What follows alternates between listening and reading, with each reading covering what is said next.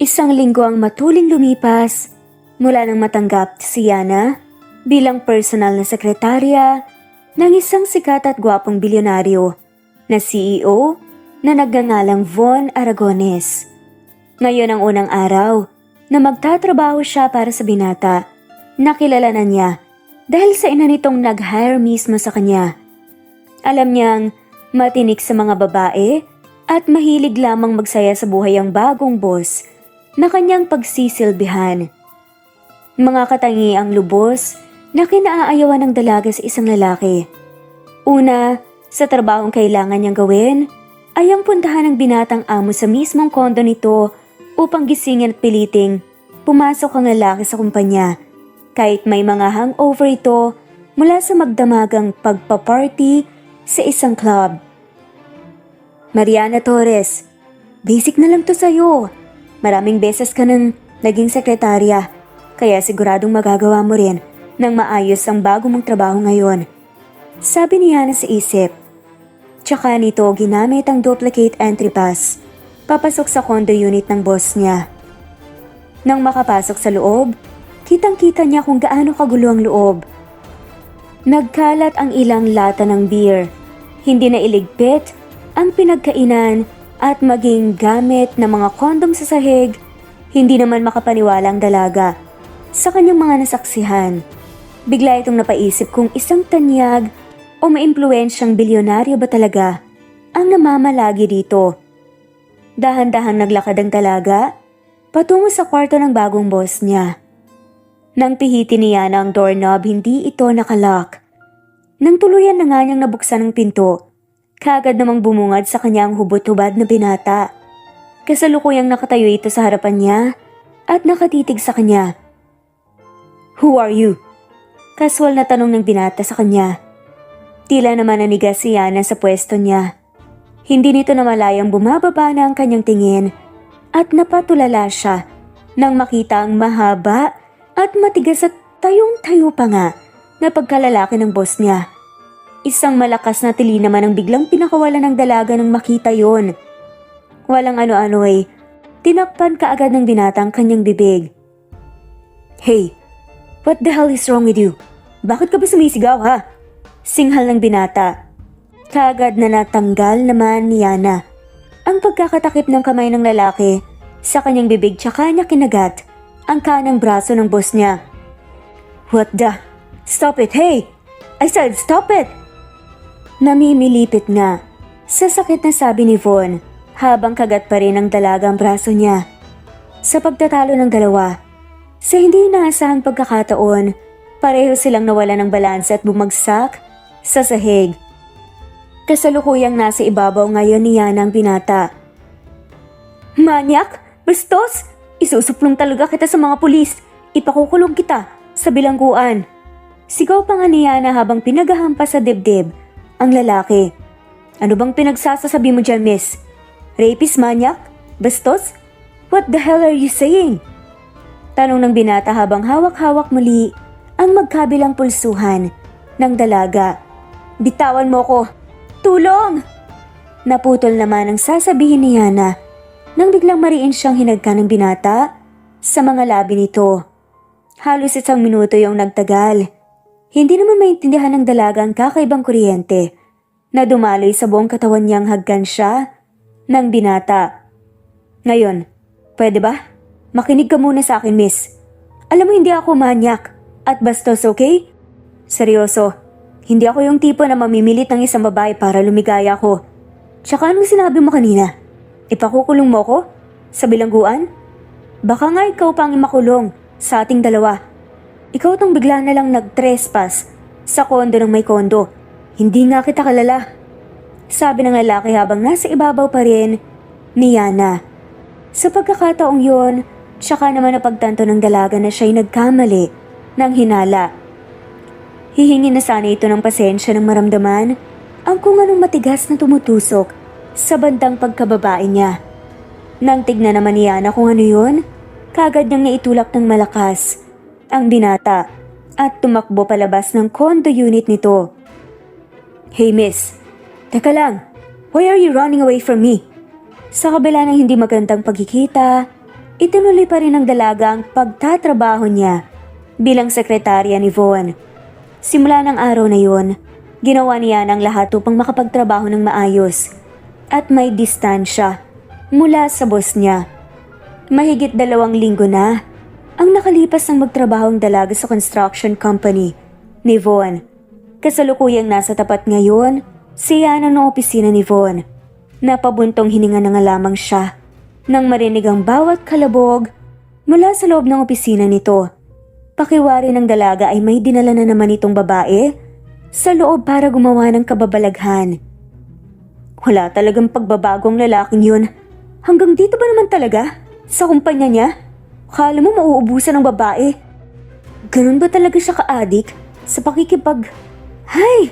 Sobrang manyak talaga. Naku, kamalas-malasan ko lang talaga sa kanya.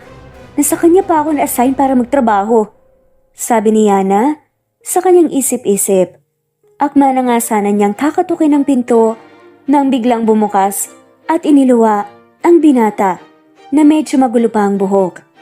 Kumaripas naman ang takbo palabas ang isang babae mula sa loob ng opisina niya habang nag-aayos ng skirt nito.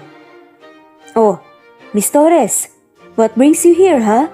Kanina ka pa ba dyan? Tungkol nga pala sa nakita mo, I just want to clear things out first, okay? That girl and I were just having... You have nothing to explain, sir. Alam mo, Mr. Aragones, hindi mo na kailangan gumawa pa ng kwento at magsinungaling pa sa akin. Alam ko na po ang lahat. Matagal na akong nananahimik tungkol sa mga ginagawa mong kalokohan. And now, para sa ikabubuti ng imahe mo at ng buong kumpanya, sa tingin ko panahon na para itigil mo na ang pakikipag-fling mo at pagsasayang ng oras mo sa mga walang kabuluhang bagay. Seryosong sabi ni Yana habang malayo ang distansya sa binata. What? Seriously? Pati ba naman mga natitirang kasiyahan ko sa buhay pagkakait mo pa? Alam kong si Mama ang pumili sa'yo para maging sekretarya ko pero hindi ata maganda ang masyado mong pakikialaman ang buhay ko, Miss Mariana Torres. Hindi ko talaga alam kung anong nakita sa'yo ni Mama. To be honest, you're no fun. Puro tungkol sa trabahong lumalabas sa bibig mo. Puro kapag papaalala kung anong mga dapat kong gawin bilang CEO. Tapos kada hakbang ako palapit sa'yo. See? Here we go again. Napaatras ka na naman nang humakbang ako papalapit sa'yo. Now tell me, paano naman ako mapapalagay sa'yo kung lagi kang nakadistansya sa akin? Well, to be honest, hindi ko naman po trabaho ang maging close sa'yo, Mr. Aragones. Ginagawa ko lang po kung anong nasa job description ko. Sana naiintindihan mo po ang salitang boundaries, Mr. Aragones. Sabi ng dalaga na walang kahit na anong emosyon na pinapakita. Matapang ka na dahil si Mamang mismo nagpapasweldo sa'yo. Kung ako lang talaga ang masusunod, matagal na kitang sinisante sa kumpanya ko. You know what? Alright, do whatever you want. Pero ito lang masasabi ko sa'yo. Hindi mo ako mapipigilan sa mga gusto kong gawin, Miss Torres. Napakunot no si Yana. Okay po, if that's what you want, Mr. Aragones, makakarating sa mama mo ang lahat ng yan. Nakangising sabi ni Yana. What? Anong sabi mo? Natatarantang tanong naman ni Von kaagad na napahawak ito sa kanyang braso ng dalaga. Teka nga, Mr. Aragones, bitawan mo nga ako. Bakit mo ba ako hinihila papasok ng opisina mo? Now, nasa loob na tayo ng opisina ko ngayon. Tell me, what did you just say again? Huh? Tanong ni Von habang dahan-dahang humahakbang palapit kay Yana. Unti-unti namang napahakbang rin, paatras ang dalaga hanggang sa maramdaman niyang paglapat ng kanyang likuran sa pader. Mr. Aragones, ano ba sa tingin mo tong ginagawa mo, ha? What do you think I'm doing right now? Nakangising tanong ng binata habang papalapit. Nang papalapit, ang mukha nito kay Yana. Nababaliw ka na ba, ha? Itutulak na sana ng dalaga si Von nang kagad hinawakan nito ang magkabila niyang pulsuhan at inilapat sa pader. Hey, you're shaking. Mukhang kinakabahan ka sa presence ko, Miss Torres. Nasaan na ngayon ang tapang mo, ha? Bitawan mo nga ako. Alam mo, ipakukulong talaga kita sa oras. Sa oras na may bigla kang gawin sa akin masama. Napakunot na si Von at napangisi. Really? I don't think you can do it. You know what? Ang cute mo. At ang fragile. Bakit parang bigla ka atang nanghina at nauutal sa pagsasalita ngayon ha? Sa pagkakataong yun halos silang pulgada na lamang ang pagitan ng kanilang mga muka. Sa oras na may gawin ka talagang masama sa akin. What? Anong gagawin mo? Magsusumbong ka na naman ba kay mama? Tell me, paano nga kung may gawin ako sa'yo ngayon? Nakangising tanong pa ni Von na unti-unting inilapit ang muka kay Yana. Talaga bang sinusubukan mo ako, Mr. Aragones? Teka, pinagbabantaan mo ba ako, Miss Torres? Bakit mo naman sinipa ang pagkalalaki ko ha? What's wrong with you? Anong gagawin mo kapag hindi ko na ito napatayo ulit? Paano kapag hindi na ako nagkaanak ng dahil sa ginagawa mo ha?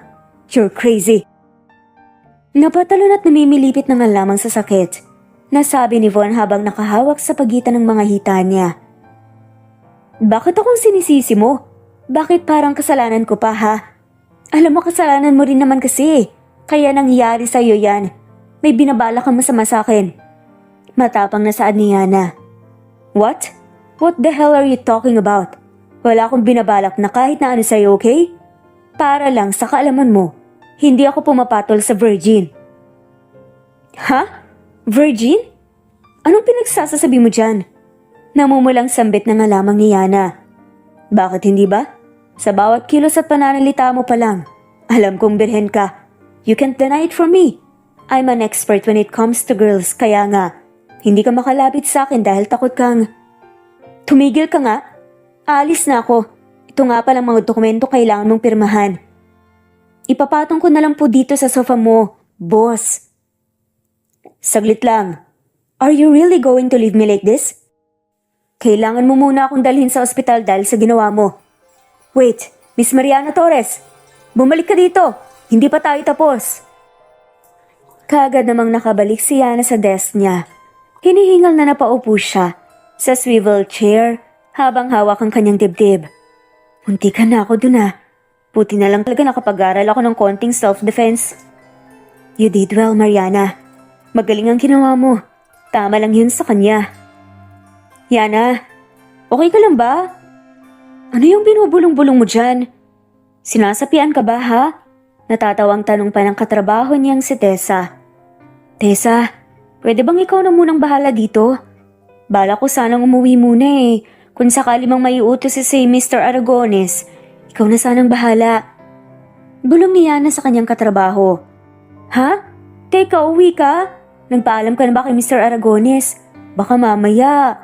Sariling desisyon mo lang yan ha. Pasaway ka pa naman at saka palaban. Sabi nito habang sinusuri mula ulo hanggang paa. Si Yana kung ito'y nagsasabi ba ng totoo. Basta sabihin mo na lang sumama ang pakiramdam ko, okay? Ikaw nang bahala. Teka, thank you? Hoy, saglit lang, hindi pa ako pumapayag ha. Yana, teka lang. Reklamo nga ni Tessa. Nakatrabaho ni Yana. At saan ka pupunta, Miss Mariana Torres? Biglang sulpot naman ni Von sa likuran ng dalaga. Mr. Aragones? Medyo sumama lang po kasi yung pakiramdam ko kaya gusto ko po sana mag-half day. Pagdadahilan ni Yana. Really? Hindi ako naniniwala. Hindi ako makapaniwalang basta mo na lang akong iiwan sa opisina ko pagkatapos ang nangyari sa atin. Tila nagulat naman ang lahat nang marinig ang sinabi ni Von. Malakas na bulungan ang bumalot sa buong departamento nila. Mr. Aragones, hindi ko po ata namang sinasabi nyo. Sabi ng dalaga na may pilit ng ngiti sa mga labi sabay hawak sa kanang braso ng binata at hila pabalik sa opisina nito. Nang makapasok sa loob, kagad na tinapunan nga ni Yana ng masamang tingin si Von. Ano? Sisipain mo na naman ba ang anaconda ko? Hindi po, sir. Hay! Kung gusto niyo lang naman po akong marinig na humingi ng tawad. O sige, sorry na, pasensya na po, hindi ko naman po talaga sinasadya, sir eh. Medyo mataray pa na pagkakasabi ni Yana. Napahunot ng si Von. Humihingi ka pa talaga ng tawad? O nakikipag-away ka pa sa akin? Hindi tuloy ako naniniwala na sincere ang pagsasorry mo. Hindi ko nararamdaman Natagos sa puso mong paghingi ng tawad. Ano po bang gusto niyong gawin ko? Lumuhod, tumambling, mag-split? Kiss me. Maikling sambit ni Von habang nakasandal sa office table nito. Kiss? Kiss lang pala. Ano? Ang lakas din ng tama mo, no? Bakit naman kita kailangan halikan, ha? Ano kasi ni swerte? Balak mo talaga akong isama sa mga babaeng koleksyon mo. Hindi pa ba sapat ang mga babaeng dumaan sa palad mo, ha? Akala mo ba hindi ko alam na madalas kang magdala ng iba't ibang babae sa iba't ibang lugar para lang gumawa ng kababalaghan? Babaero ka? Sa tingin mo ba talaga? Pahalik ako sa'yo pagkatapos mong gumawa ng kung ano-ano? Teka, anong tinatawa-tawa mo dyan, ha? Sa tingin mo ba joke lang lahat ng sinasabi ko? Hindi. It's just that, naniwala ka talaga na gusto kong makakuha ng halik mula sa'yo? Nakakatuwa ang reaksyon mo. Ang cute mo tsaka inosente. Nakaising sabi pa ni Von.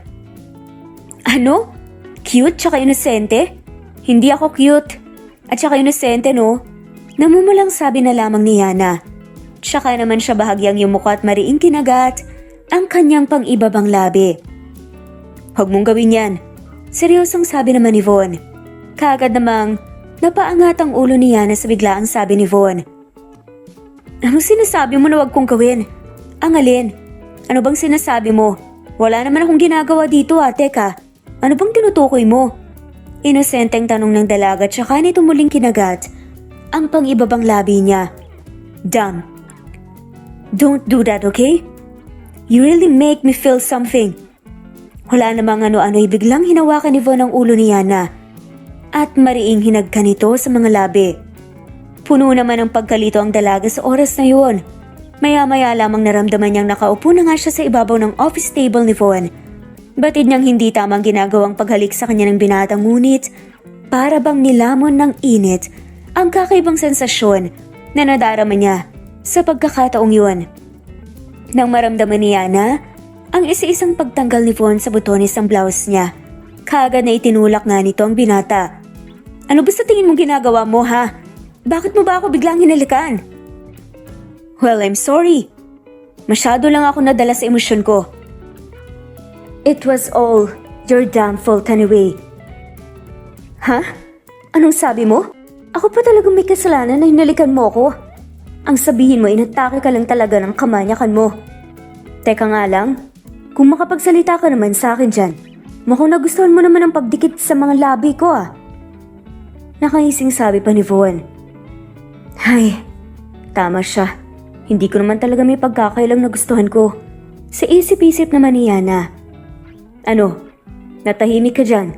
Totoong sinabi ko, diba? You know what? Masasabi ko talagang tama ang hinala ko. Na virgin ka pa. When you kissed me back, it wasn't that great. Naputo naman ang sasabihin ni Von nang biglang sumabat ang dalaga. Ano bang pinagsasasabi mo, Mr. Aragones? Sinong tinatawag mong virgin, ha? Alam mo, mali ka ng hinala. Para sabihin ko sa'yo, marami na akong experience, no? Tsaka may boyfriend na ako. What? May boyfriend ka na? Hindi inakalang, sabi nga nito. At 5 taon na kaming magkarelasyon. Anytime soon, siguradong magpo-propose na siya sa akin. Kaya nga kung pwede lang, wag mo na akong targetin pa at isama sa mga naging koleksyon mo. I want to meet him. Seryoso namang sambit bigla ni Von. Ano? Gusto mo siyang makilala? Yes, gusto ko siyang makilala ngayon din. Ayos ka lang ba, Mr. Aragones? Bakit mo naman kailangan makilala ang boyfriend ko? Para malaman ko kung nagsasabi ka ng totoo. Ano? Excuse me, Mukha ba ako nagsisinungaling, ha? Totoo ang sinasabi ko, Mr. Aragones. Then if that's the case, ipakilala mo siya sa akin. Tell me, saan ko makikita ang boyfriend mo? Pasensya na po, sir, pero hindi ko po pwedeng pagbigyan ang hinihiling niyo sa akin. Wala naman pong kinalaman ng personal kong buhay sa trabaho ko bilang sekretarya niyo. Saad ng dalaga. Well, that's what I want right now. Hindi ba ako boss sa ating dalawa? Kailangan mo akong sundin kahit anong mangyari. Mr. Aragones, bakit ba pinagdidiinan yung gusto mo? Hindi ko pwedeng sundin ang gusto mo. Hindi porket boss kita, pakikialaman mo ni rin ang personal kong buhay. Napangisi naman si Von. Because I always get what I want. Simple as that. Sagot nito. Sa oras na hindi mo ako hinarap sa boyfriend mo, aalis at pupunta na lang ako sa isang club para magwaldas ng pera at mambabae.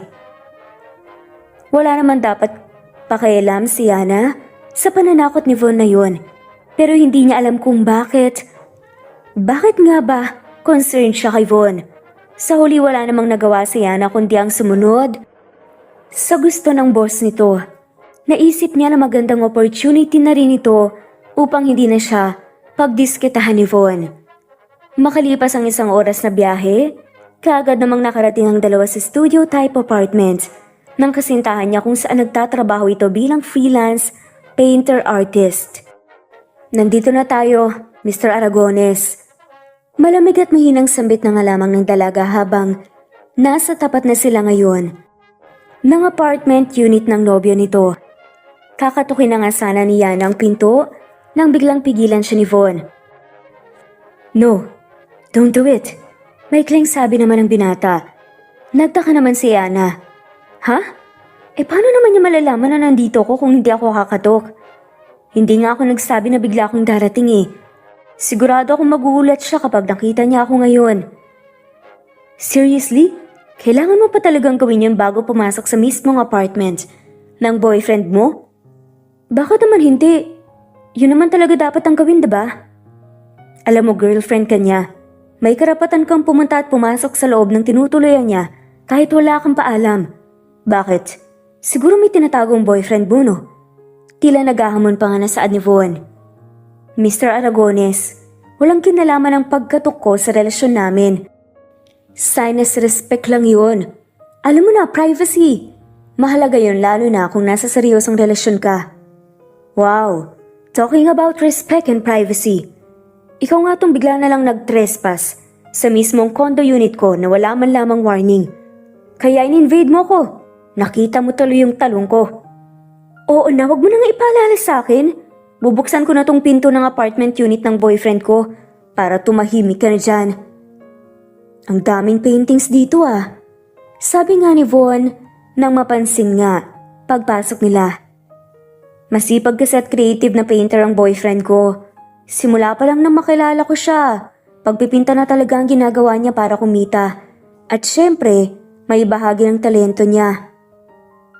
Hilig ko nga rin magpinta Pareho kami. Pero hindi ko naman kaya na gamitin yun na trabaho ko.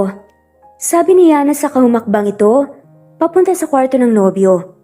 Naiwan naman si Von sa sala na patuloy pa rin ang pagtingin sa bawat paintings na nakasabit sa pader.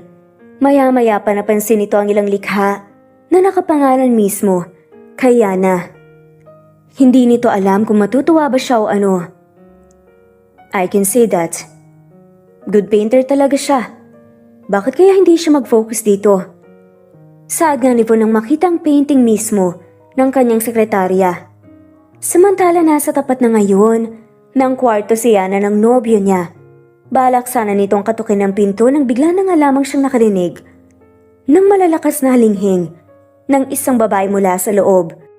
Nagsimula ng mablangko ang isipan ni Yana na tila ba mas lumakas pa ang bawat kalabog at ungol na narinig niya sa tapat mismo ng kwarto ng kasintahan. Nanginginig na hinawakan ng dalaga ang doorknob at pinihit ito. Dahan-dahan niyang binuksan ang pinto habang nananalangin na nagkakamali lamang siya nang iniisip sa oras na yun. Ngunit tama palang hinala ni Yana. Kagad bumungad sa kanya na mga mata ang dalawang hubot-hubad na katawan. Kitang-kita ng dalaga kung paano makipagsiping ang nobyo nito sa ibabaw ng ibang babae. Travis? Mahinang banggit ni Yana sa pangalan ng kasintahan niya. Naging sapat naman yun upang mapahinto ang ginagawang kababuyan ng dalawa sa kama. Yana? Gulat na sabi naman ni Travis nang makita ang nobya na parang estatwang nakatayo sa tapat ng pinto. Kaagad na umalis naman ito sa ibabaw ng babaeng nakasiping. Bakit naman kayo biglang tumigil ha? Ayos lang. Sige, ipagpatuloy niyo lang yan. Mahirap naman kung mabibitin kayo, diba? Pasensya na kung nakaistorbo ko sa inyo, nakakahiya naman. Aalis na ako para mabigyan kayo ng privacy. Malamig at matapang na sabi nga ng dalaga na hindi man lamang kakikitaan ng kahit anong emosyon. Kaagad na tumalikod naman si Yana at sinarado ang pinto ng kwarto. Dinig na dinig niya naman ang sunod-sunod na pagtawag ni Travis sa pangalan niya at paghingi ng tawad. Samantalang biglang napaisip si Von nang balikan siyang muli ni Yana sa sala. Laking pagtataka nang mapansin na walang kabuhay-buhay yung mukha ng dalaga. Kinabahan at nag-aalala si Von. "Hey, what's wrong? Miss Torres, are you okay? Bakit ganyan ang mukha mo?" Nag-aalalang tanong ng binata habang nakahawak sa magkabilang balikat niya. Sa pagkakataong yun, hindi naman napigilan ni Yana ang unti-unting pamumuo ng mga luha niya sa kanyang mata. Walang ano-ano'y, biglang na lamang napopo ang dalaga sa sahig at umiyak ng mahina. "Hindi ko maintindihan. Paano niya nagawa sa akin to?" Humahagulgol na tanong ni Yana. "Teka lang, Miss Torres. Hindi ko kasi maintindihan eh. Bakit ka ba nagkakaganyan?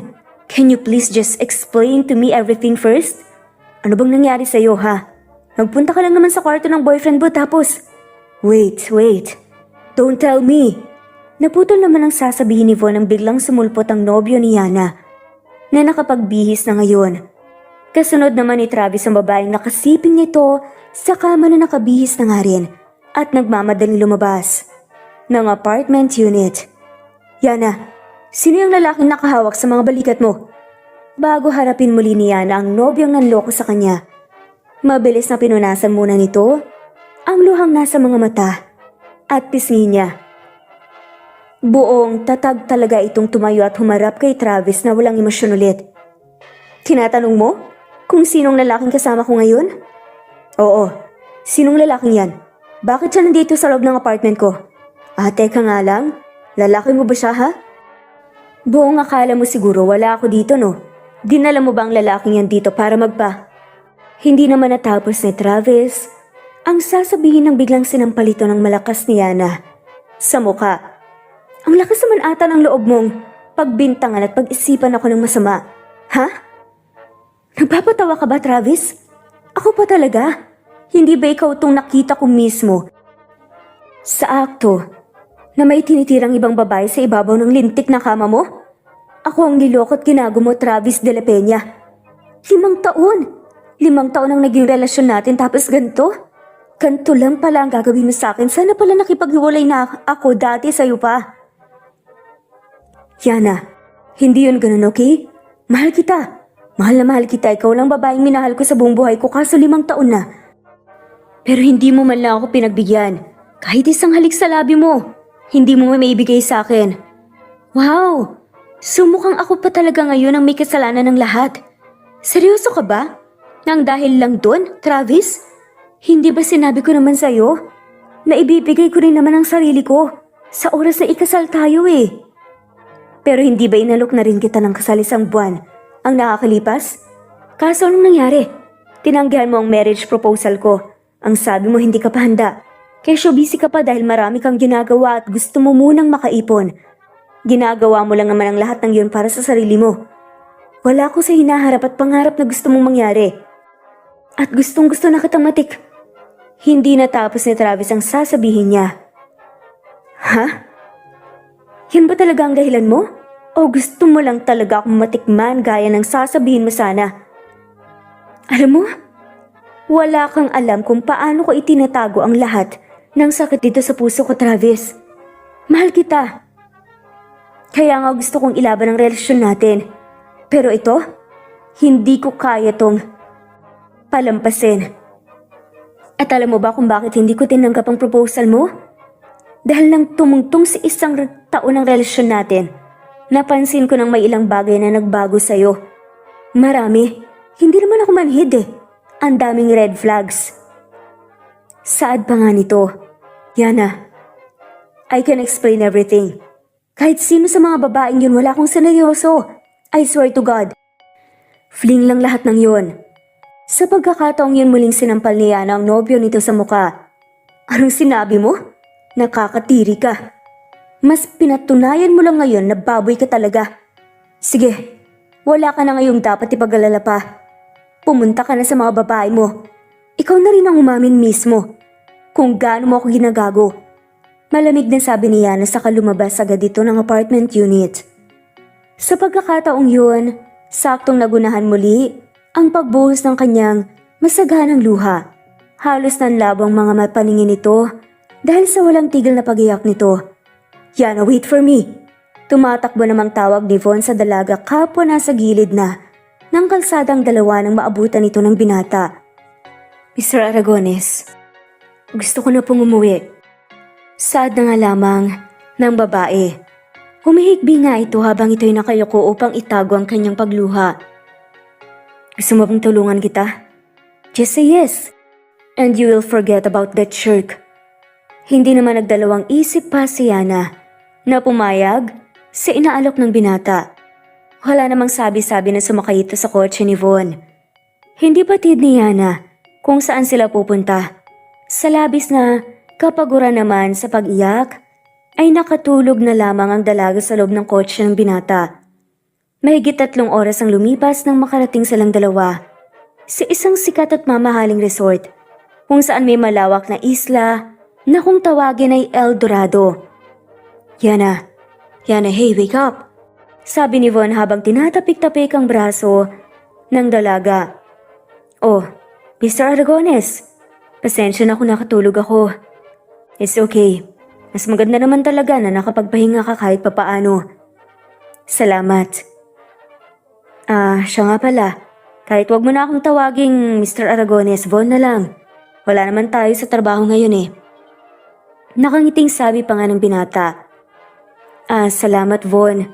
So, nandito na ba tayo sa lugar na sinasabi mo?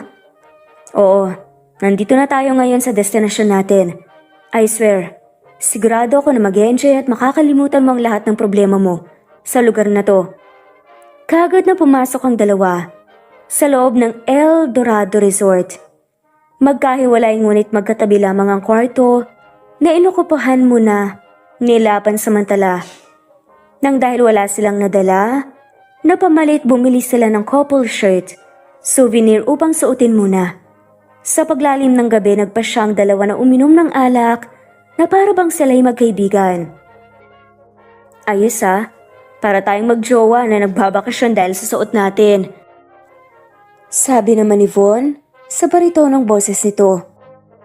Teka, anong sinasabi mo dyan? Ako magiging uncomfortable sa pagsuot nito. Naku hindi Ano namang masama sa pagsusuot ng couple shirt? As if namang may boyfriend pa ako para lalahanin yan. Napangisi na lamang si Von. Anyway, may gusto ko bang kainin? Hindi pa tayo nakakapag-dinner ngayon. Well, to be honest, hindi naman ako gutom pero ikaw ang iniisip ko. Talaga? Iniisip mo ko? Nakakalokang tanong pa nga ni Yana sa mapangakit na boses. Bahagya namang napalunok at nag-init ang pakiramdam ni Von sa naging tono ng dalaga. Marami ng babaeng nagdaan sa kanyang buhay. Ngunit aminado ang binata na iba ang dulot ng sensasyon ang bumabalot sa katawan niya simula pa lamang nang magkatagpo sila. You know what? I think you're drunk. Dadalhin na kita sa kwarto mo. Bakit mo naman ako pinapatulog kaagad? Hindi ba sabi mo mag-e-enjoy tsaka makakalimutan ko lahat ng problema ko dito? Well, Yana, as you can see, gabi na ngayon. Ipapasyal na lang kita bukas kapag... Teka, naririnig mo ba yun? Tanong ni Yana nang makarinig ito ng malakas na musika at nagkakasaya ang mga tao sa labas. Mukhang nag-start na ang party para sa mga bisita sa resort na to. Saad naman ni Von. Gusto kong pumunta doon. Pangungulit naman ni Yana saka kumaripas ng takbo. Yana, teka, hindi ka basta-basta pwedeng pumunta doon. Samantala nang makalabas si Yana sa minibar, kaagad na nakisali ang dalaga sa pagsasayaw at pagsigaw. Kasama ang maraming tao. Patay sindi ang mga ilaw.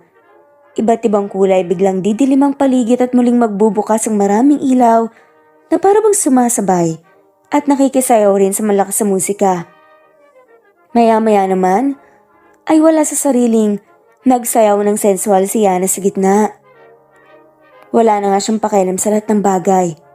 Ang gusto niya, kahit papaano makalimutan ang problema niya. Hey miss, You really look so hot right now.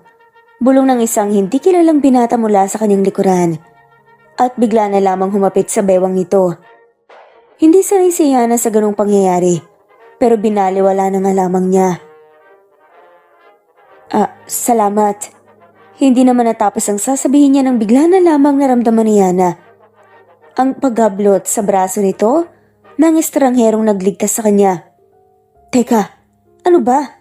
Saan mo ko dadalhin na? Nagtatakang tanong ng dalaga ngunit hindi siya sinagot ng hindi kilalang lalaki. Hindi batid ni Yana kung saan nga siya dadalhin ng misteryosong binata. Halos malayo nang narating nila nang bigla na nga lamang silang huminto sa malayong parte ng resort. Sa tabing dagat kung saan maraming naglalakihang mga bato sa ilalim ng maliwanag na buwan. Tsaka lamang nalaman ni Yana ang buong pagkakakilanlan ng binatang kasama niya kanina. Von? Gulat na sambit ng dalaga. Yes, it's me. Alam mo ba kung anong ginawa mo ha? Bakit ba bigla ka nalang sumayaw doon? Tapos bigla ko tuloy, munti kang mahulog. Mabuti na lang nasalo kita. At ano naman pakialam mo? Sinabi ko bang iligtas mo ko ha? Teka nga, hindi pa boss lang kita? At empleyado mo lang ako? Huwag kang umas dyan na parang boyfriend kita. Yana, alam ko kung anong pinagdadaanan mo ngayon pero alam mo, sigurado ka ba sa sinasabi mo, Von? Paano mo naman malalaman ang pinagdadaanan ko ngayon kung hindi ka naman makakaranas ng seryosong relasyon? Hindi mo alam. Hindi mo alam mapakiramdam ng nasasaktan, Von. You're not sure about that. Wala ka rin alam tungkol sa akin, Yana. Seryosong sabi naman ni Von. Tigilan mo ko. Kilala na kita. Alam ko na kung anong klase kang lalaki kahit hindi pa kita naging boss. Babaero ka at hindi na ko kontento sa iisang babae. Alam mo, hayaan mo na nga rin ako na maging katulad mo. Gusto kong magsaya. Gusto ko nang tapusin ang pagka-demure, inosente at biren ko. Hahanap ako ng lalaking gagawin akong ganap na babae. Yana, wait. Sigurado ka ba sa iniisip mo, ha? Pinaplano mo talagang itapon ang sarili mo sa kung sinong lalaki lang? Bakit? Ang gusto mo ba ikaw na lang, Von Aragones? Pabalang pa nga na tanong ni Yana. Pero sa mapang-akit na tinig. Sa isang iglap, mabilis namang ikinaumbok ni Von ang sinabi nito. Yana, ano bang pinagsasabi mo? Why the hell are you? Ayaw mo ba? Siguro hindi ako ang tipo mo, no? Tama. Imposible naman kasing magka-interes ang isang lalaki na tulad mo sa akin. Who told you that, huh? Is that what you really think? Hindi mo alam kung gaano kalakas ang dating mo sa akin. Ngayon pa nga lang nag-uusap tayo, parang wala sa sariling nagwawala na. Ang pagkalalaki ko. You still look gorgeous. Hindi na naituloy pa ni Von ang sasabihin ng kaagad na tumingkayad ang dalaga at mariing hinalikan nito sa labi. Labis na mga kinabigla ng binatang ginawa ni Yana. Hindi niya nais samantalahin ang pagkalasing at pagkasawi ng dalaga dahil sa pag-ibig, ngunit tila ba may kung ano na bumalot na kakaibang init at pagnanasa sa buong katawan niya. Nang si Yana na nga talaga ang humalik sa kanya. Yun pa lamang ang unang beses na naramdaman niya ni Von. Marahil yun pa lamang ang kauna-unahang pagkakataon na may nahalikan siyang babae. Ilang babae na ang kanyang nakatalik, ngunit si Yana pa lang ang bukod tanging nahalikan niya sa mga labi. Simula sa mabagal ay mas naging agresibo ang bawat paggalaw ng labi ni Von hanggang sa bigla na nga lamang mahina siyang itinulak ni Yana. What's wrong, Yana? Hindi mo ba gusto? Gustong gusto ko. Magaling kang humalik. Nahihiyang sagot pa ng dalaga. Palihim namang napangiti. Ang binata sa kanyang narinig. Bakit mo ako tinulak? Nahihiya lang ako sa'yo kasi hindi ba parang ang awkward ko humalik? Hindi ko forte ang ganung bagay. It's okay, Yana. Wala kang dapat ipag-alala. I'll teach you everything. Ha? Tuturuan mo ko? Naputol naman ang sasabihin ni Yana. nang bigla siyang hawakan ng binata sa bewang at halikan sa mga labi. Marahan ang bawat paghalik ni Von sa dalagang ngunit puno ng nag-aalab na damdamin. Just copy what I'm doing, okay? Now, open your mouth. Wala sa sariling sinunod naman niya ang sinabi ng binata. Sa isang iglap naman, natagpuan na nga lamang ng dalagang kanyang sarili na nakahiga sa puting buhanginan habang patuloy naman ang ginagawa ng binata sa kanya. Yana, sambit ni Von sa pagitan ng mainit na paghahalikan nila. Mula sa isang mainit na halikan, mas lumalim pa at naging mapusok pa ang bawat tagpo nila. Buong gabi na hinayaan nila ang damdamin at katawan na gawin ang kahit ano. Wala silang inaksaya na bawat segundo. Pareho nilang ninamnam ang nakaw na sandali ng kanilang pag-iisa. Magdamag nilang pinainit ang nag-aalab nilang pawisan ng katawan. Pawang nagdedeliryo ang dalawa sa kanilang nararamdaman sa oras na yun. Makailang beses nilang naabot ang kasukdulan na tila ba wala nang katapusan ng pag-iisa nila. Kinabukasan labis ang pag-asar ni Von nang magising na hubot-hubad habang nakahiga sa puting buhanginan. Nadatnan na lamang niyang sarili na mag-isa at wala na nga roon si Yana. What the? Seriously? Talaga bang iniwan niya lang ako dito basta-basta na parang ligaw na pusa? I can't believe this. Matapos may mangyari sa amin, ganun-ganun na lang? Ano bang tingin niya sa akin? Why do I feel dumped by her? This can't be. Sambit nga ni Von sa isip-isip niya. Sa kabutihang palad wala namang sino man ang naroroon upang makita siya sa ganung sitwasyon. Nagmamadaling sunuot nito isa-isa ang kanyang mga kasuotan at tumakbo agad patungo sa resort upang harangin ng dalaga. Samantala hindi rin naman mapakali si Yana sa loob ng kwarto na dapat ay tinulugan nga at pinagpahinga niya. Madalas siyang walang naalala kapag nalalasing ngunit malinaw na malinaw para sa kanya ang bawat sandaling kapiling niya si Von kagabi. Lahat ng bagay na ginawa nilang magkasama, natatandaan niya. Bawat halik, init ng pagdidikit ng kanilang katawan at dulot na sensasyon at sarap na ginawa ng binata sa kanyang katawan ay damang-dama pa ni Yana. Ay nakakainis. Nang dahil sa lalaking yun naging madumi tuloy ang isip ko. Mukhang nahawaan na ako ng kamunduhan ng Von Aragones na yun. Hindi talaga ako dapat basta nagpadala sa mga nangyari eh. Tsaka, seryoso ba talaga? Mariana Torres? Sa babaerong lalaki mo pa talaga isinuko ang bataan mo? Syunga ka ba talaga? Ay nako. Congrats!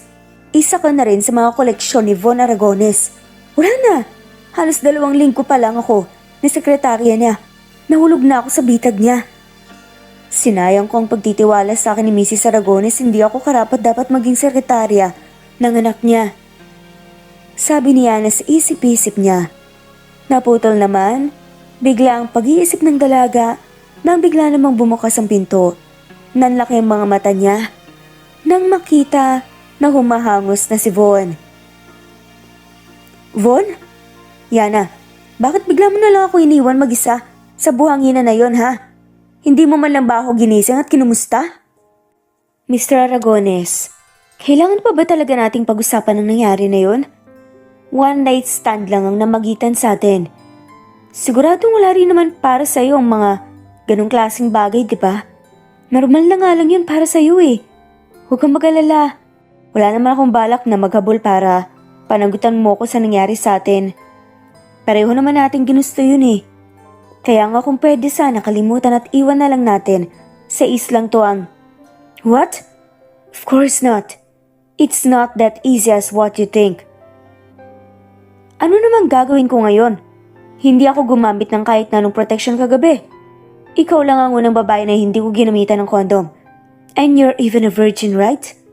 Ikaw lang rin ang nakasiping kong birhen sa buong buhay ko. Ngayon sabihin mo nga sa akin, paano kung may mabuo sa nangyari sa atin? Bahagya namang napaisip si Yana sa sinambit ng binata. Tila ba kinabahan na rin siya nang mapagtanto na posibleng may mabuo ng isang gabing pagsasama nila. Isang gabi lamang nila yon. Ginawa ngunit makailang beses rin nilang tinamasang rurok ng langit sa iba't ibang posisyon na pag-iisa ng mga katawan nila. It's okay, sir.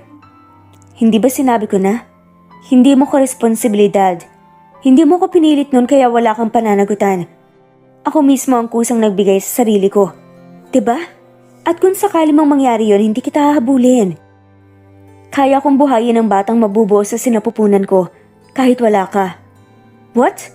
Are you freaking serious about that, Yana? So ganyan pala talaga ang gagawin mo kung sakaling may mabuo sa gabing pinagsaluhan natin. Ilalayo mo sa akin ang magiging anak natin? That's crazy. Mabuti na lang, nalaman ko na ngayon pa lang. Ha? Siguro hindi mo gusto ang magkaanak, no? Anong gusto mo? Ipalaglag ko, ganon? No, hindi yan ang gusto ko. Wag na wag mong gagawin yan, Yana. Kung ganon, hayaan mo na lang ako at ang bata kung sakaling mangyari yon. Mas maganda siguro kung ipagdarasal mo na lang na walang mabuo sa ginawa natin. Pero kung sakali talagang may magbunga, huwag kang magdadalawang isip na sabihin sa akin, Yana. Seryosong sabi naman ni Von. Sa halip na pahabain pa nga ang kanilang pag-uusap, iniba na lang ni Yana ang topic. Gusto ko na ngayong umuwi, Mr. Aragones. Right now? Pero hindi ba sinabi ko nang ipapasyal na kita?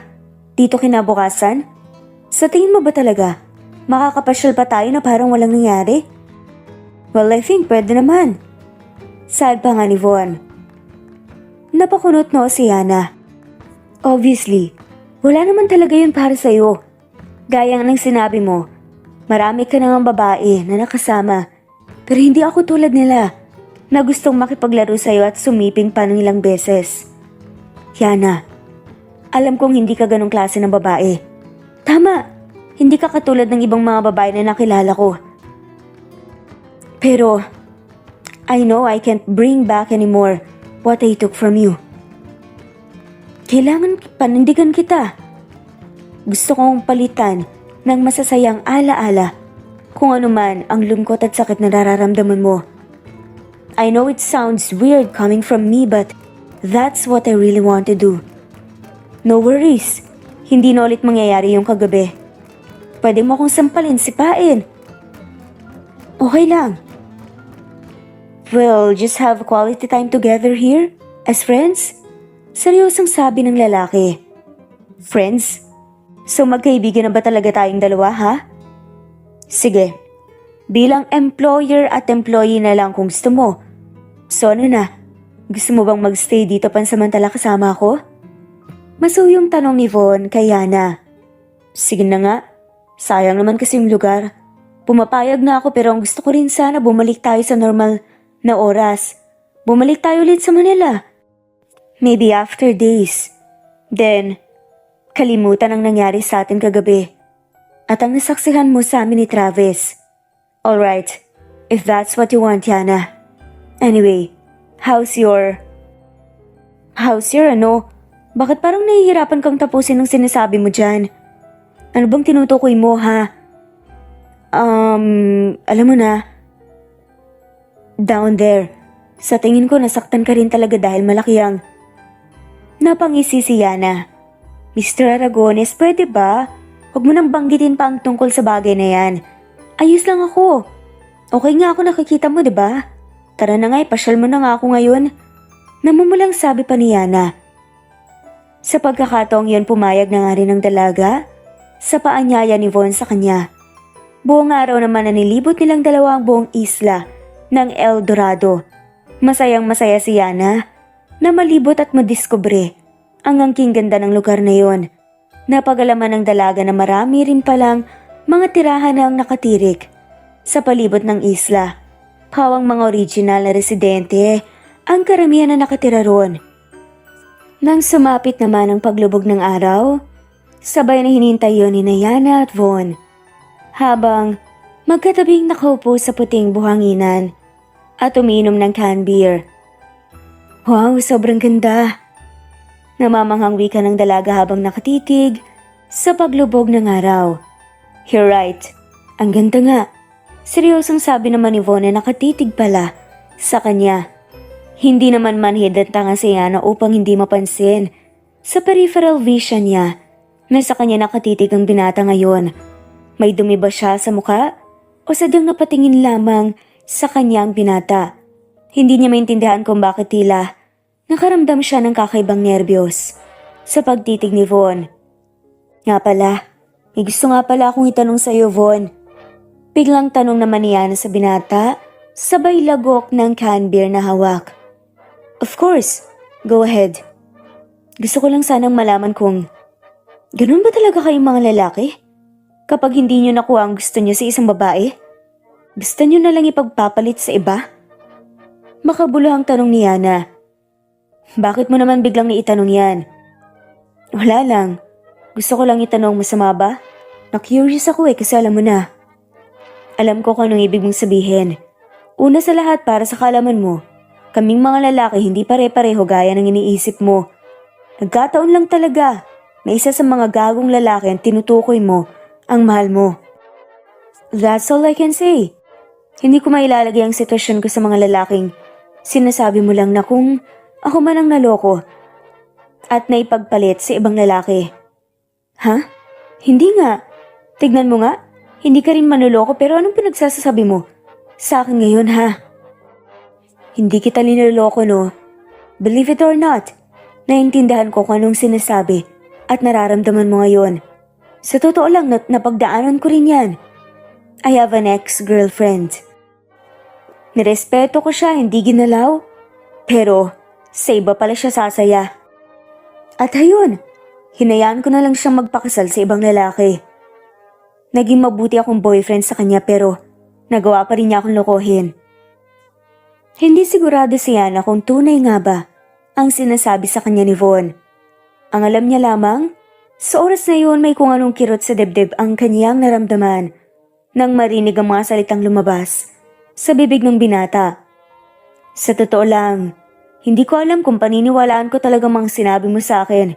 Pero kung sakali mang totoo yan, kung sakaling magpakita ulit sa iyong babaeng yun, sabihin mo nga sa akin para sabunutan ko siya. Maling-mali ang ginawa niya, no? Wala siyang karapatan para manakit ng ibang tao, lalo na kung naging tapat ang taong yun sa nararamdaman niya. You also deserve to be loved. Siguro hindi pa talaga siya ang nakatakdang babae para sa iyo, Von. Halos maputol naman ang hininga ni Yana nang bigla na nga lamang siyang siniil ng halik sa mga labi ng binata. I'm sorry, Yana, hindi ko sinasadya. Sa totoo lang, gusto ko lang talagang halikan ka. Pero hindi ko na talaga napigilan ng sarili ko. I'm really sorry. Kung gusto mo akong sampalin, okay lang. Pakiramdam ko napakawalang hiya ko. Bakit? Nagsisisi ka ba? Tsaka yung nangyari sa atin, pinagsisisihan mo ba? Napailing si Von. No, of course not. It's not like that. Ang sinasabi ko lang naman, ayos lang. Hindi mo naman kailangan magpaliwanag pa, Mr. Von. Pero mas nagulat pala ang babae sa sumunod na sasabihin ng binata. Let's get married, Yana. Napakunot na si Yana. Teka, ano? Nagpapatawa ka ba, Von? Hindi ba napag-usapan na natin ang tungkol sa bagay na yan? Tsaka, baka rin nakakalimutan mo, pareho kayong babaero ng ex-fiancé ko, Von. Pareho lang kayong manluloko at hindi na ko kontento sa isang babae. Umiling naman si Von. Of course not. There's a big difference between us. Tama ka, marami akong babae. Pero wala akong babae na niloko at pinaasa. Lahat ng babaeng nagdaan sa buhay ko, alam mo namang hindi talaga seryoso. Hindi ba sinabi ko na sa'yo? At sa'yo ko lang naramdaman to. Yana, sa tingin ko, seryoso ako sa'yo, mahal na kita. Hindi lang sa tingin, I'm sure of it. May nararamdaman ako para sa'yo. Totoo ang lahat ng mga sinasabi ko. Please settle down and start a family with me. Seryosong wika ni Von. Von, alam mo. Bakit? Hindi ka ba naniniwala sa akin? Sinabi ko na lahat sa'yo, Yana. Ikaw lang ang taong pinagsabihan ko ng mga narinig mo. Hindi ko naman sasabihin ang lahat ng yon. Kung hindi ako, ayoko na, Rafael. Sawa na ako masaktan. I'm not going to hurt you, Yana. Simula nang magtapat si Von nang nararamdaman sa dalaga, hindi na tinigilan pa ng binata si Yana. Tila ba isang iglap ay naging sunod-sunuran si Von sa dalaga. Halos araw-araw nito kung alokin niya ng kasalang babae. Yana, bakit ba ganyan karami ang bitbit mong mga papeles? Let me help you with that. Mr. Aragones, hindi na po. Ayos lang. Tsaka baka nakakalimutan niyo na trabaho ko to. Sabi ni Yana habang inilalapag ang mga dalang papeles sa ibabaw ng office table ng binata. Tinatawag mo na naman akong Mr. Aragones. Dahil yun naman po talaga dapat, diba? Pus kita. Ikaw ang amo at may-ari ng buong kumpanya na to, tsaka wala na tayo ngayon sa islang yun. Ang gusto ko lang bumalik ang lahat sa dati at magsimula ulit. Then start your life with me then. Marry me, Yana. Hindi na ako mangangako. Ipapakita ko na lang sa'yo kung gaano ako ka-sincere sa mga sinasabi ko. Just please, let me show it to you. Bigyan mo sana ako ng pagkakataon na iparamdam sa'yo ang tunay na pagmamahal. Seryosong sabi ni Von. Batid ni Yana, natutuwa ang mga salitang lumalabas sa mga labi ni Von. Nararamdaman niya yon. Walang duda na mahal na talaga siya ng binata. Mr. Aragones, ilang beses mo ba akong kukulitin tungkol sa bagay na yan, ha? Ilang beses mo rin ba akong tatanggihan sa alok kong pagpapakasal, Yana? I really like you, Yana. Bakit ba hindi mo subukan na mahalin rin ako? Alam mo, hindi ka lang talaga basta makaka-move on kung hindi mo pagbibigyan ng sarili mo na magmahal ulit.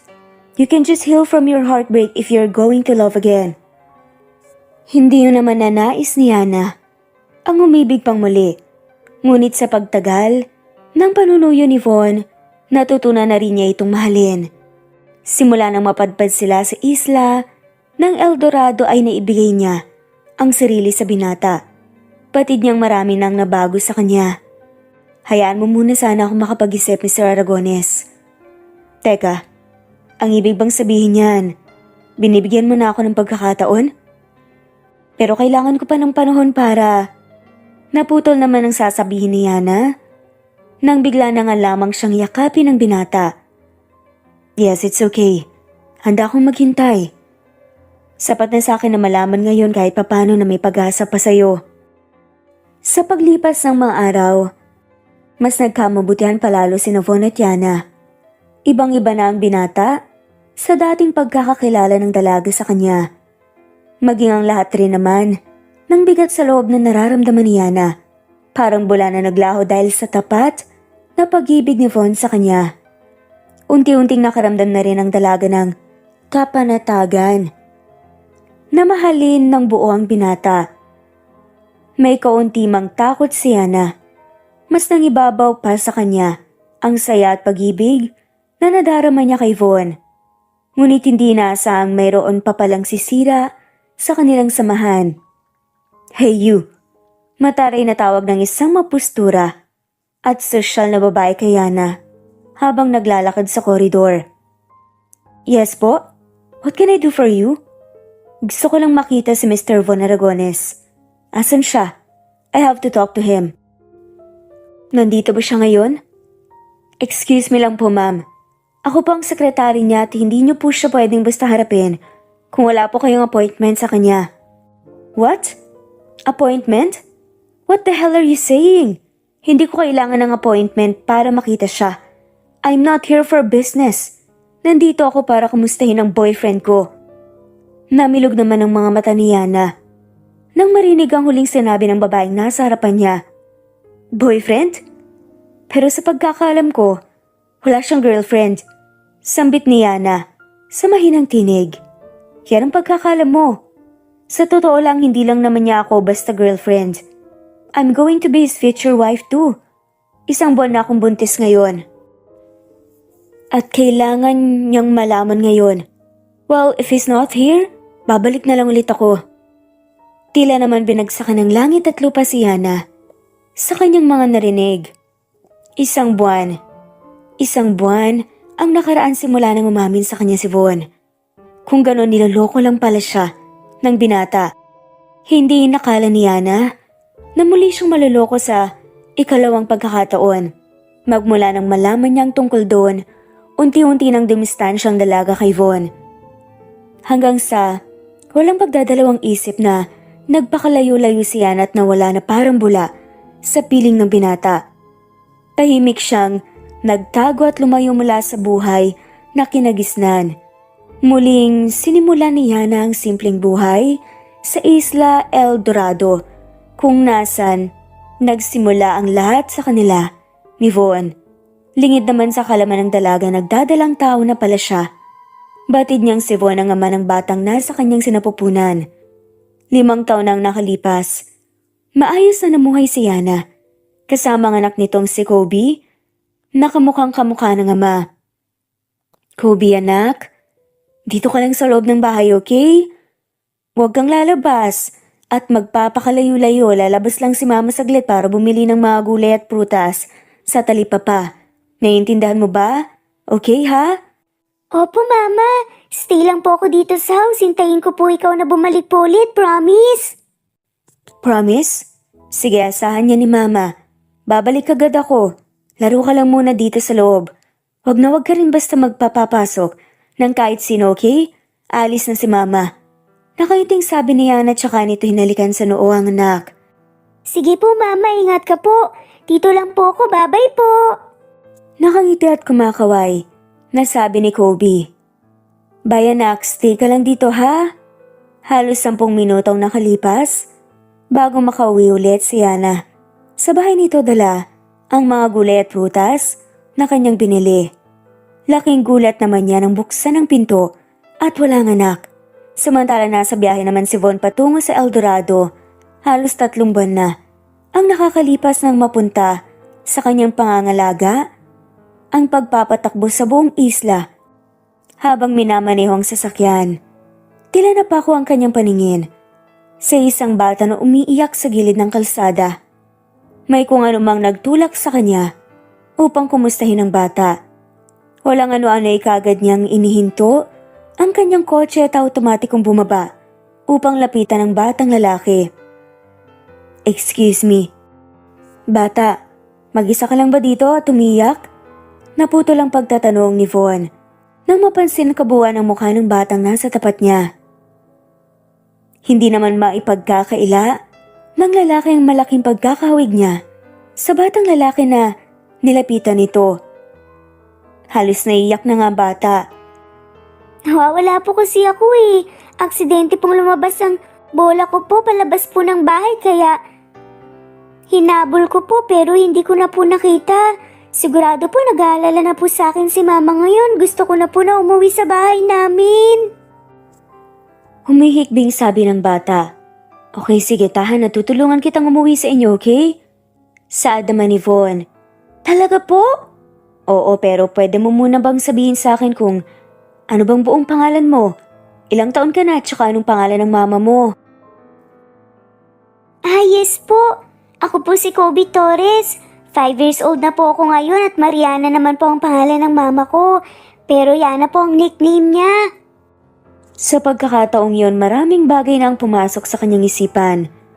Maya-maya, isang pamilyar na boses naman ng babaeng biglang narinig ni Von mula sa kanyang likuran. Kobe anak, buti na lang nahanap kita. Ikaw talaga hindi ba? Sinabihan na kita? Bakit hindi mo sinunod ang sinabi ni Mama? Sobrang nag-alala talaga. Yana, biglang sambit naman ni Von sa namamaos na tinig nito habang mariin na nakatitig sa dalaga. Halos mapako naman sa kinatatayuan si Yana nang marinig ang pamilyar na boses sa tabi niya. Dahan-dahan itong napalingon sa lalaking kasakasama ng kanyang anak. Von? Ikaw? Kobe anak, tara umuwi na tayo. Yana, teka lang. Ganyan ba talaga kabato ang puso mo ha? Nakikita mo na ako ngayon pero iiwan mo na naman ulit ako? Pangalawang pagkakataon na to. Ano bang pinagsasasabi mo dyan, Von? Kilabutan ka nga? Huwag kang umasta na parang ikaw ang nasaktan sa atin. Napakunot no ang lalaki. Bakit? Hindi ba? Ako naman talaga? Hindi mo alam kung gaano ako nasaktan nang bigla ka nalang naglaho na parang bula sa paningin ko. Hindi ko talaga maintindihan kung bakit mo ginawa yun sa akin. Hindi mo alam kung gaano ako nabaliw kakahanap kung nasan ka na. Kung ano bang ginawa ko para bigla mo na lang akong... Hindi mo alam? Balak mo na naman ba akong lokohin? Sa ikalawang pagkakataon? Ano? Teka, hindi kita maintindihan, Yana.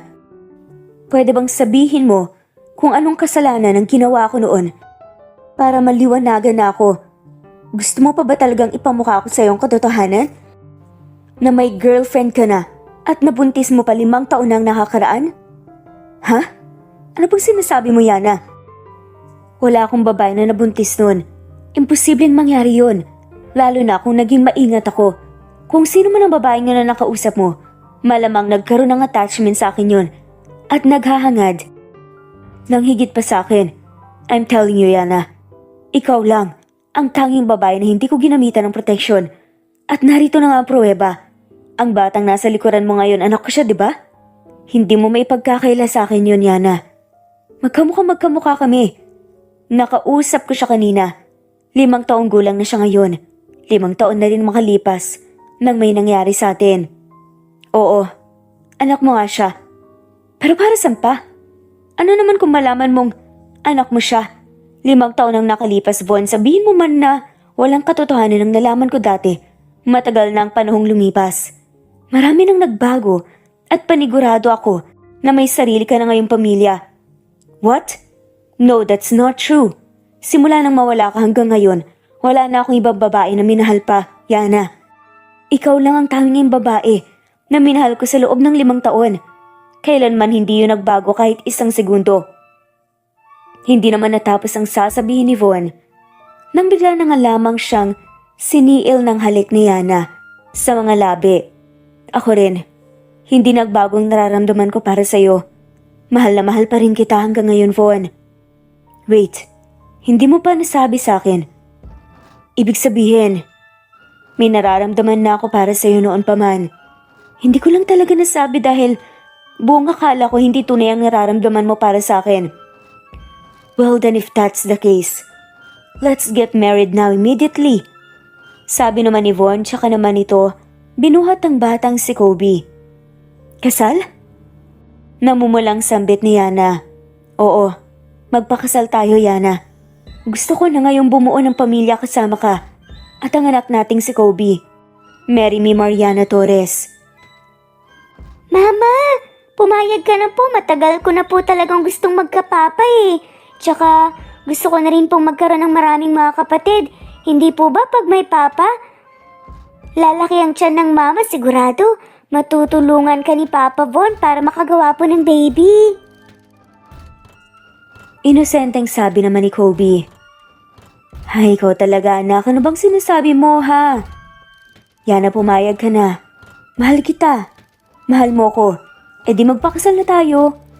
Just say, yes. Oo na, pumapayag na ako. Talaga? Anak, narinig mo ba yon? Ikakasal na kami. Nang mama mo magkaroon ka na ng maraming kapatid. Pagkatapos nga nun kaagad namang ginanap, kaagad ang pag-iisang dibdib ng dalawa. Muling nagsimula ang ikalawang yugto ng pagmamahala ni Von at Yana, kasama ang anak nilang si Kobe at ang kambal na nasa sinapupunan ng dalawa. Magkasamang sinimulan ng kanilang pamilya ang simpleng pamumuhay sa Isla El Dorado. At dito na nga po nagtatapos. Maraming salamat po sa lahat at shoutout po sa mga sumusunod. Rosette Daquera, Goldfinger, Renato Ducot, Anel Faibit, LV Candontol, Loida Salon, Lauren Liza, Annalie Flor, Liliano Bebe, Kidimtes, Anthony Chavez, Wendy Goto, Julie Banas, Presbyteros Rose, Ostonalito Lisviminda, Rivera, Angelina Docusin, Eileen Lomano, Jade, Angelita Ablao, Sonia Maria, Matilde Ramos, Corazon Danque, Milagros Sabades, Rosita Ayam, Eli Bita Solo, Carmelita Mendoza, Annalyn Lee, Merlilyn Marites de Vera, Jovita Riego, Andy Shirley Alberto, Nesbet Hanaban, Benjamin Puig, Ann Merlin Barosa, Bonifacio Mateo, Presi Cruz, Rosenda Genetiano, Maria Girly Gakutan, Luz Viminda Villanueva, Merlin Tanelion, Elizabeth Baldonado, Lori Camron, Luz Viminda Rivera, Ami Regalado, Elizabeth, Emma Ruth Peniro, Emily Kinlog, Luz Tagalog, Roberto Gonzalez, Jeyo Cadtec, Roberto, Virginia April, Ellie Evangelista Anderson, Christopher Almario, Susan Basila, Rose De Juan, Annie Bucao, Orly Vlog, Maria Alma Parcon, Merlina Aparta, Lisa, Maricar De Peralta, Terry Cole, Loida Maulion, Janet Baxa Lovely, Radasa Maria, My Vlog TV, Alma Parcon, Harold Novesio, Marites Monje, Feli Baruga, Lina Almazan,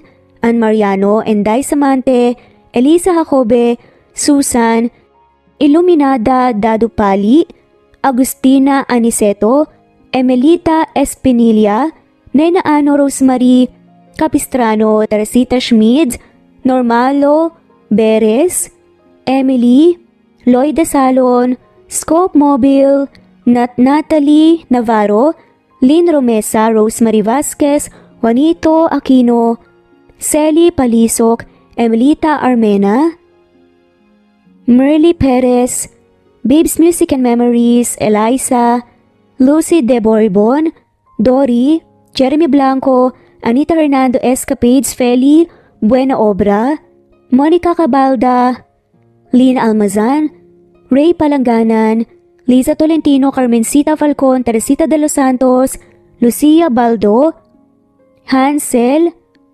Felma Cabato, Helen Murillo, Flor Cabrera, Fe Navares, Rosalinda Seran, Cleo Waling, Josie Legayada, Wenoni, Anya Lucas, Lily of Macau, Jessica Vargas, Aso Kio Garcia, Loida, Jun Radaza, Juan Dayus, Nora Bell Sevans, Helorentino, Dido, Merlilyn, Emily Borak, Daisy Blasa, Nesbet Hanaban, Maylene Versosa, Presbyteros Rose, Jen, Vanessa, Cecilia Alvior, Nesbet, Teofila Perez, Daisy, Wenoni, Nelani Juan, Rosemary de la Cruz, Rosemary Palaganas, Imelda Forteza, Wenoni Anya Lucas, Ostonanlito, Jerry Ramos, Judy Quilates, Imelda Forteza, Amalia Manabat, Cecil, Raquel Magno, Julie Hermosura, Susan Upaga, Fe Fulgencio, Juby Hernandez, Juvie Romero, Charlie Naton, Ana Vencer, Rosemary Corpus, Sunshine Sotalbo, Nelani Juan, Harem Ruhi, Kira Trisha Ortaleza, Andrea Taga, Carmelita Mendoza, Fe Navares, Lynn Lee, Jomar Ria Bueno, Jeoka Ditek, Teresita Tagian, Wawateng of Sarangani Province, Mindanao, Eileen Lomano Glagana, Merlilyn, Shirley Peralta, Miras Channel, Harem Ruhi, Anita Hernando, Judy Quilates, Mirna Josue, Lynn Lee,